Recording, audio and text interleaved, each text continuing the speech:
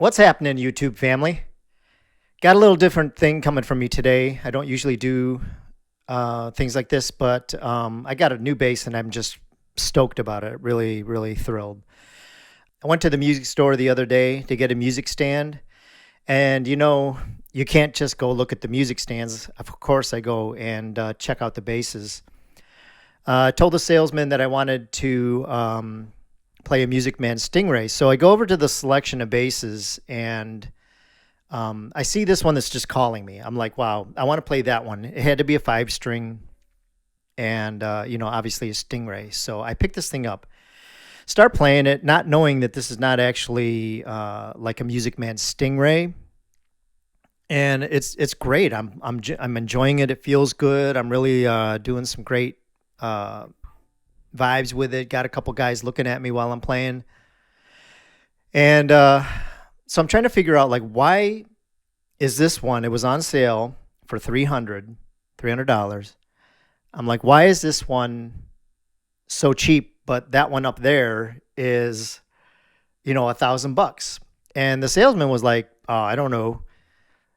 So, I couldn't let this slide by. I talked to my wife and she says, just buy the stupid thing.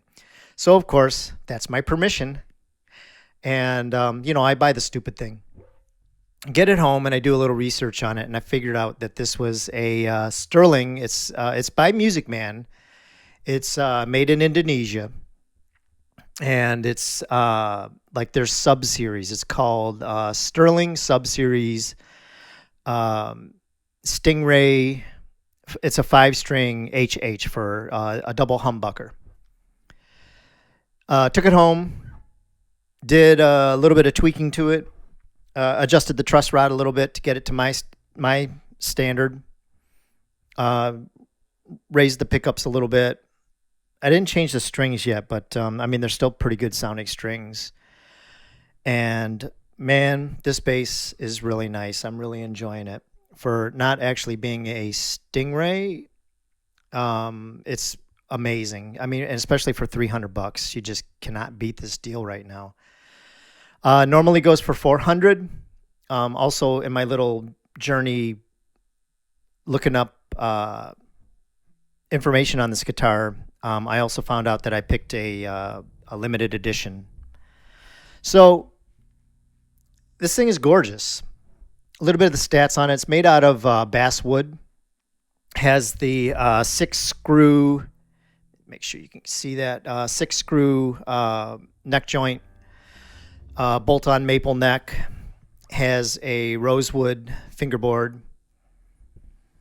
It's a 45 millimeters at the nut here, which feels good. I've got a Fender Jazz 5-string that is actually, you can see it in the background there right by the amp.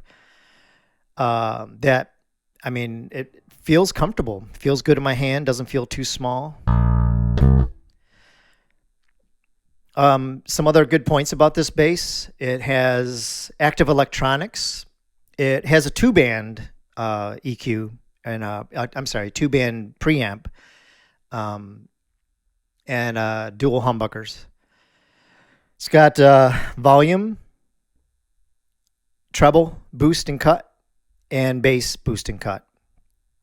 Now, a lot of people talking about this bass say that turning the bass up causes some of the preamp settings to, some of the pickup settings to distort, which is true.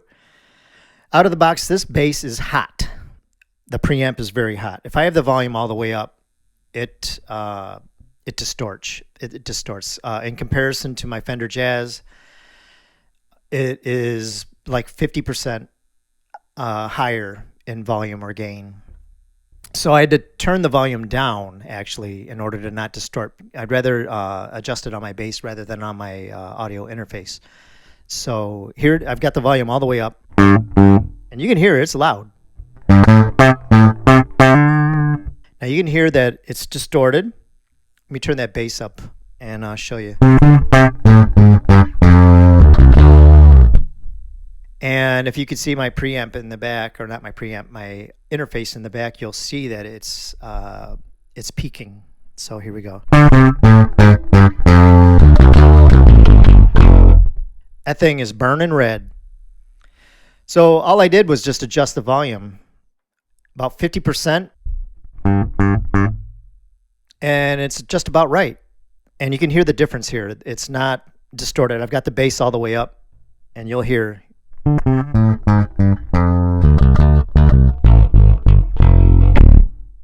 The B string does get a little crunchy, which is fine. I don't mind crunchy. I don't fear the crunch. So basically, I just turned the volume down about 50%, and it seems about just right. It's about equal with my Fender Jazz. A little more information on the bass. It's a 34-inch scale, and it has 22 frets. So you can really...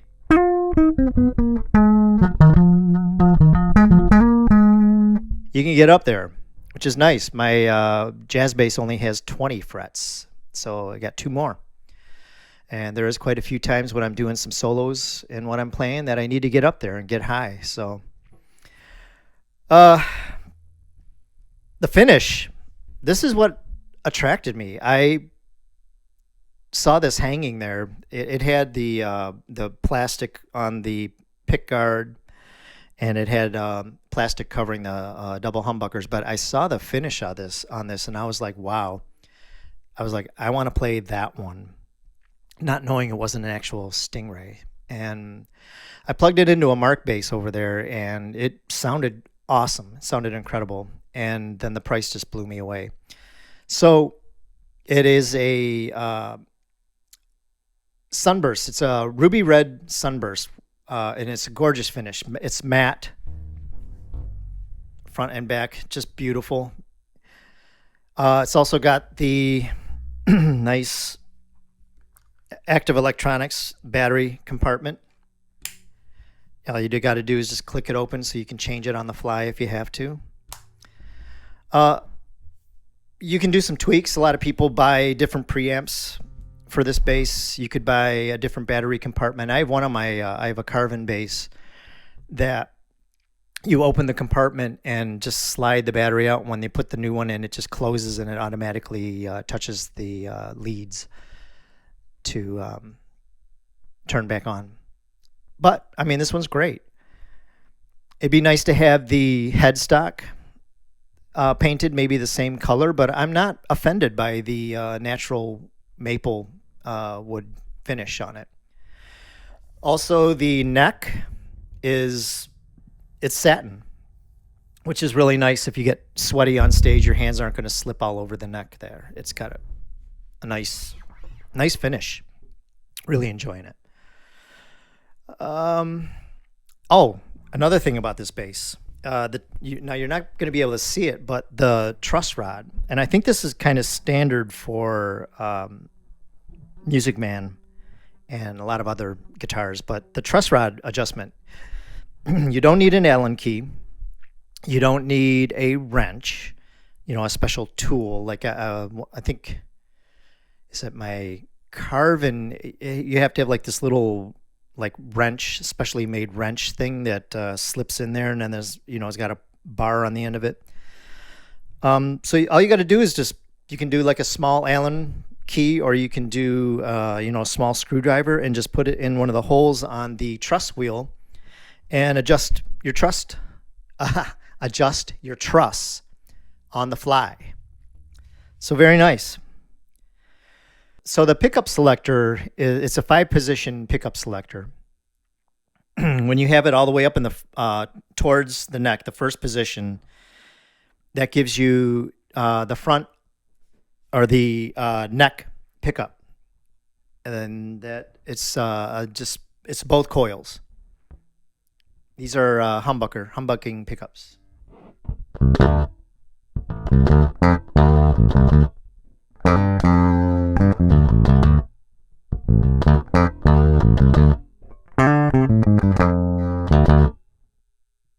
Each pickup has each pickup setting has a distinct sound. So the second setting is the inner coils. And here we go with the inner coils.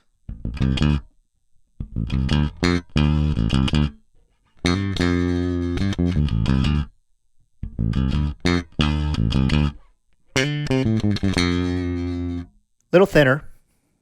Sounds good though. The third position is both humbucking pickups, all the coils. And this is actually my favorite setting.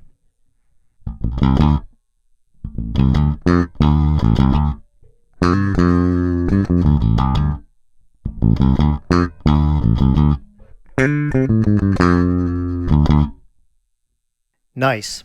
It's very well balanced. Has a nice bite to it. A little bit of low end.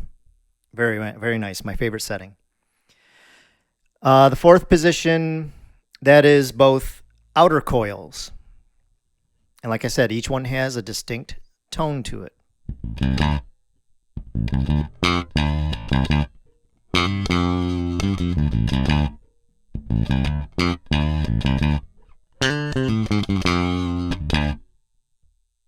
And finally, fifth position is the bridge only. And I guess they say that this is the standard Stingray tone. So let's check it out.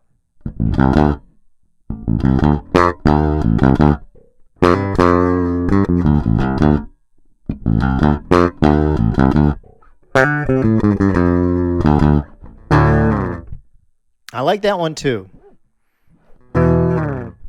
It'll really cut through a mix if you need it to. So I'm really thrilled about getting this bass. I'm telling you, man, for $300, if you don't get it on sale, $400, even $400 is worth it. You can pick up one of these beauties and have yourself a good entry-level Stingray if you can't afford an actual Stingray bass, which I can't right now. And really get some nice tone. It's very flexible. You add it with like a good amp simulator or whatever you got, whatever you're playing through, amp wise. I'm telling you, man, this thing is a steal for that price. So run out and get one right now if you can. Okay. Thanks for listening. And if you like what you hear, like what you see, please remember to hit that thumbs up. And please remember to be kind, like, and subscribe.